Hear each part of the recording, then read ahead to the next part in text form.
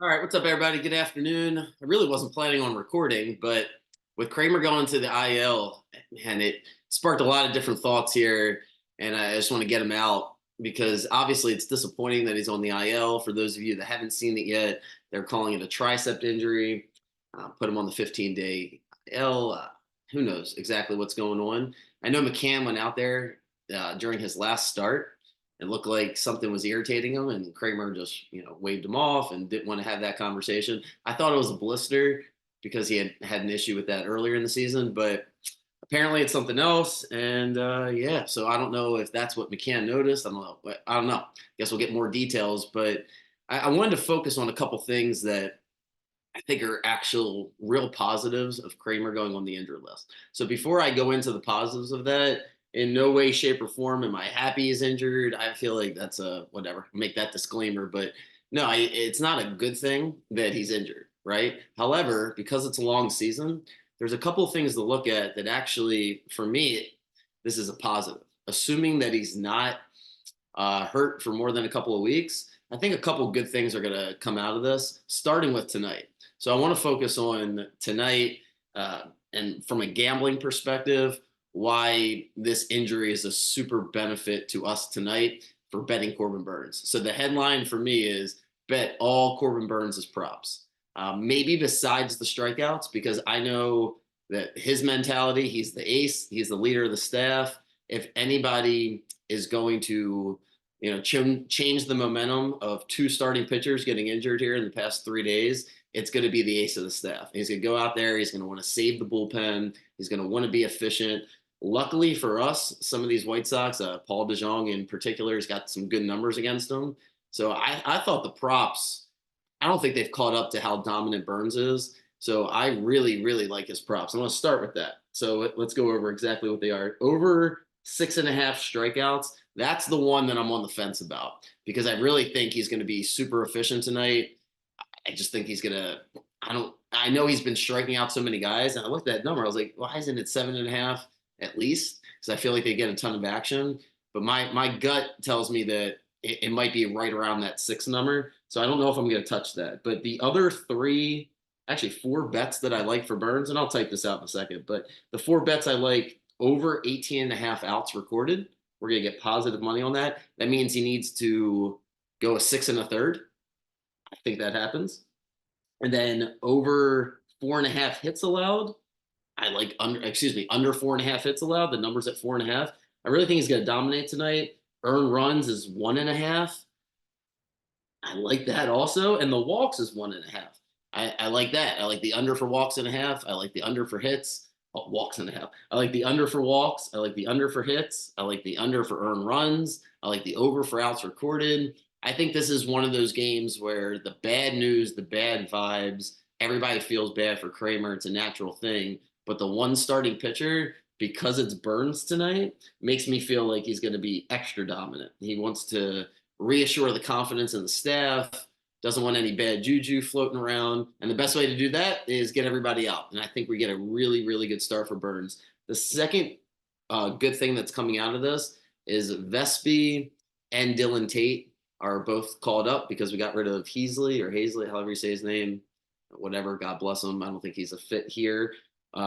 Tate has not pitched great in Norfolk, and that's why they didn't rush him back up here. I presume they wanted to check him out, see how he's feeling, not overwork him.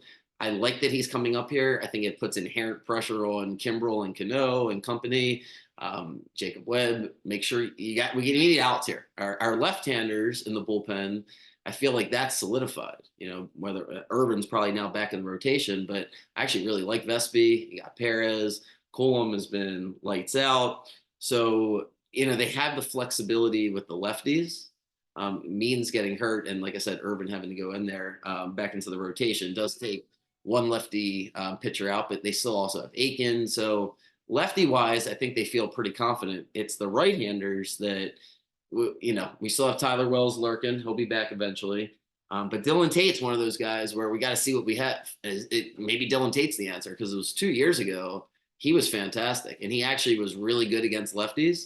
So he was used a lot of times to get the lefties out, and not last year, but the year before. So I have confidence in Tate, and I think Nick Vespi. Man, if you look at Nick Vespi's story, this man is like he's the pitching version of Ryan McKenna, except he doesn't get any bad whatever press or get any bad you know what I mean, from social media, because people had a problem with McKenna because he's blocking some of our younger outfielders and they dropped the ball in Boston. So it was whatever. McKenna wasn't everybody's favorite, but Vespi, man, what a loyal Oriole. He just gets called up here and has to go back down to AAA all the time, and he's just a notch below. It's like the same thing as Ballman, where you don't want to get rid of Ballman, but you can only keep so many guys. And it's like Webb, Suarez, Ballman. I got to pick one. And every time they do it, Aiken, Coulomb, Perez, it's always like, son of a bitch, I can't get Vespi on the team. It's like, well, maybe if Cole Irvin sucks, I can get Vespi on the team. It's like, well, there that goes. So of course it takes means to get hurt. And now it's like, well, we're going to put Irvin in the rotation. Let's get a long lefty out there in the pen. And here comes Nick Vespi. So I prefer, and maybe it's because my background as a coach, my instincts would always be like, well, now some other person's getting an opportunity. So I can spend time feeling sorry for Dean Kremer, but it just feels like a waste of energy. I don't like to be one of those people that's trying to tell everybody to always be positive, because that those people are annoying. But it is just a way of life. You have to decide how you want to react to bad news. Like certain people have a default way of reacting to bad news. And for me, my default reaction when it comes to sports is there a silver lining? Because there almost always is. And in this situation, I think it is. I think Burnes is going to pitch great tonight. So I think from a gambling perspective, we're going to get some W's, and Lord knows I need it. Just a crappy start to the week. Well, really just that one night was crappy. That series was, oh boy, I don't even want to talk about it. So I definitely want to have a successful night tonight. I split yesterday. I'm glad we won, but Gunnar and O'Hearn, of course, are the guys that, well, Gunnar walked 3 times, so it's not his fault, but we get all these hits, all these runs, and O'Hearn's nowhere to be found. But such is life. That's just the way the cookie crumbles when you're gambling. Like, you're going to go through the ups and downs. So I appreciate everybody that listens and stays with me, and hopefully is getting, something out of at least vicariously looking at my bets and seeing how I'm reacting to it. Hopefully on certain days I'm inspiring you to think a way that will be helpful. But yeah, I'm happy doing it this way. I feel much better.